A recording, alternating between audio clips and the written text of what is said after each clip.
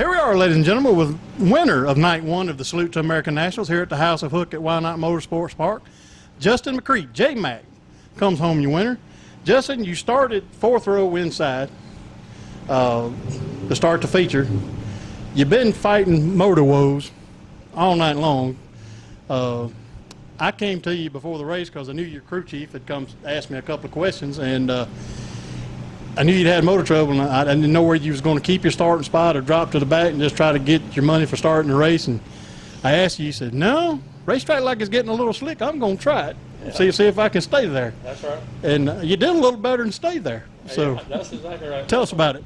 That's what, you know, we've been fighting some motor issues all year long. The motor we've been running in our primary car got run hot last year towards the end of the season, and all the compression check leak downs is good on it. But it's just been getting sluggish and sluggish and sluggish. Well, we had the opportunity to drive for Darren McGillberry and Chambers McGillberry's Motorsports Racing. They had bought this car from Billy Riles actually Thursday, and he asked me, he said, would you be interested in running it since you don't have a car right now? I said, yeah, I'd be more than glad to. So I was pumped up about it. I love this car. The car handles great, and it had a really strong motor in it that didn't give me any issues when I was driving for Billy Riles. And just one of those freak deals, just a part failure inside. And we've been struggling with it since hot laps tonight, and I actually was back in my T-shirt and shorts, and Steven goes, hey, man, I got this lifter fished out. I got it back in the hole. Go see if you can find me a push rod. So I run around and tried to find a push rod. But Larry Murphy had a spare motor at Rodney's shop that we pulled a push rod out and got it going to get one lap of qualifying. And I knew the car felt good, but the motor still wasn't running like it was need to be. So my guys run up there and say, hey, man, you locked in. I said, there ain't no way, but I'll take it if you're not lying to me. So we started, you know, fourth row inside, and I told my guys, we got it fixed. We went out and hot lapped, and I come in, I said, check it, the motor's running really well. And sure enough, boom, lifter, you know, done kicked out of the hole again. I said, we're done. We just got to start money and see over there. So I told him to come talk to you, because I'm no motor man. I can work on chassis and sheet metal and things like that, but engines is just not my department.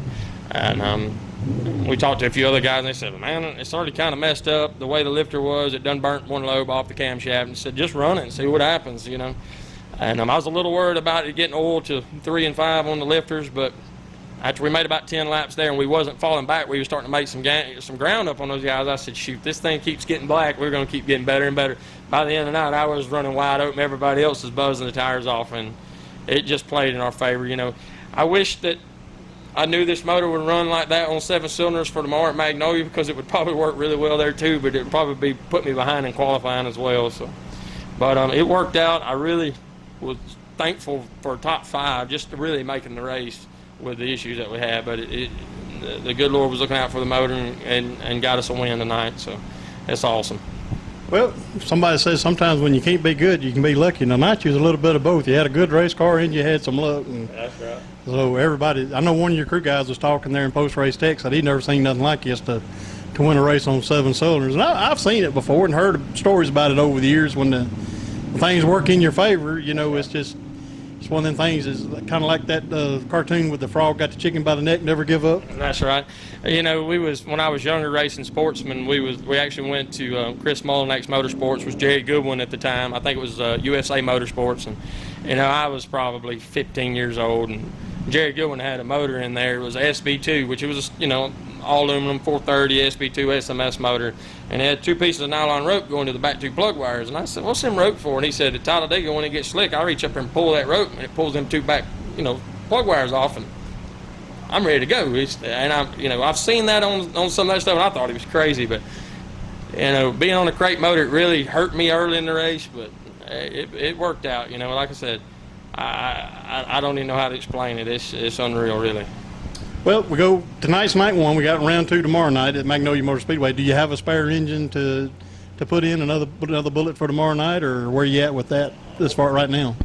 We've got another motor. We actually done some work for Montgomery Farms, Bo McKee on the 1M car, and we took their Masterbuilt car and reworked the front end and rear suspension to our stuff. And we kind of done a little cash trade with the motor, and it's sitting there, and I really wanted to get it freshened so I know where we was at on it, but it's a GM Bolt motor. He said it's somewhere around 300, 400 laps, and And I talked with him tonight, just say, hey, you know, this thing's not wore out. It's not going to be a turd, is it? And he's like, well, it's going to be better than what you was on tonight. And I said, well, we're probably going home and bolt all of our bolt-on stuff on and see what we got tomorrow night. So we're going to not let them get away this easy, you know. So we'll go home and work all night and get it ready. Well, I know Magnolia is one of your good racetracks. You generally run good there at Magnolia. It's kind of your home track. It's really not that far from home for you. So I know your fans will be looking forward to seeing you pull in the racetrack. And I know series director Mike Vaughn was giving you a little lip there in the infield, telling you had to put 25 on the car because we didn't race Roman cars. We wasn't in Rome no more. Yeah, he was giving me a hard time about it. I told him and Rodney they need to update their systems to letters. The scoreboard's a little outdated. We need to get the XXV up there. My fans like it.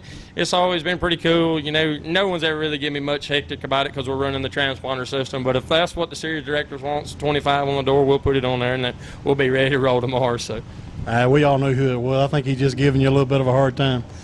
But Justin, we look forward to seeing you tomorrow at Magnolia for round 2 of the Salute to American Nationals. Take a minute, thank your sponsors, those who you need to thank for helping you get here tonight.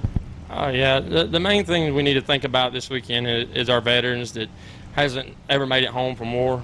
Yeah, if it wasn't for those guys, I couldn't even, you know, people go, man, you're wild running around the racetrack as hard as you do. That's nothing to adrenaline is going over and fighting, looking for people that's trying to kill you and take over our country and harm our country and stuff.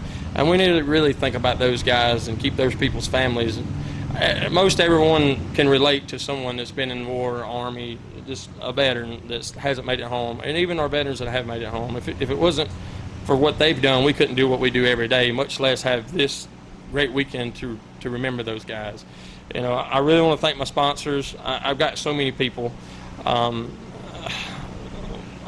The main people, the first I want to thank is Darren and Chambers McGilberry for letting me have the opportunity to work, especially Darren, work with his son. He's 13 years old and just coming out of go-karts and running factory stock, and come to me about this car is for a long-term plan as far as working with Chambers and getting him some seat time and getting him some field in a late model, because that's his plan, that's his goal. And I told him, I said, this would be a really great car, you know, to get started with.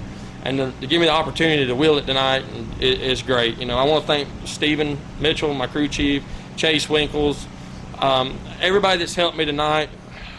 I mean, they literally worked their tails off over a few changes that we just guessed at because we didn't know where the motor was, and working all night long. Larry Murphy for letting me have some parts to try to get back going. Superior Steering Wheels for giving us a great feel on steering wheels. They've helped me out a lot this year, giving me some steering wheels to test and feedback. PRP suspension, Shocks 41, they've helped my program out a ton, and Daryl, there's so many people. I don't have the money to have engineers on my side, but we do work with a lot of great people, and I'm just really, really thankful for it. You know, my wife for the relentless hours every week.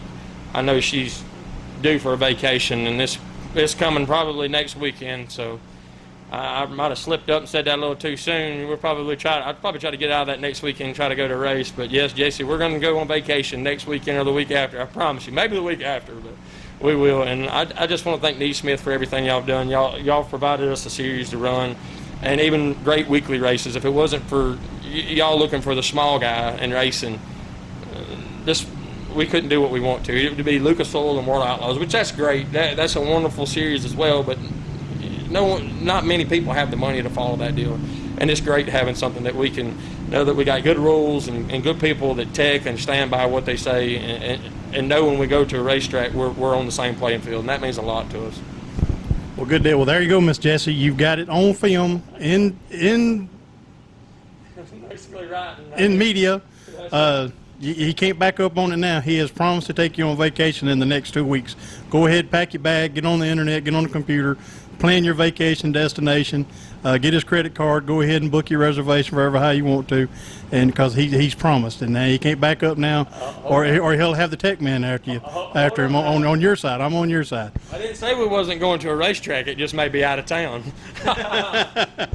All right, finish up tonight's winner in round 1 of the Salute to American Nationals, Justin McRee from Tuscaloosa, Alabama, or that area. I may be wrong. I may be wrong on that. We jump around a lot. But big win tonight. Fought a lot of adversity. Come home with the victory. So all his fans look forward to him seeing him tomorrow night in round 2 at Magnolia Motor Speedway.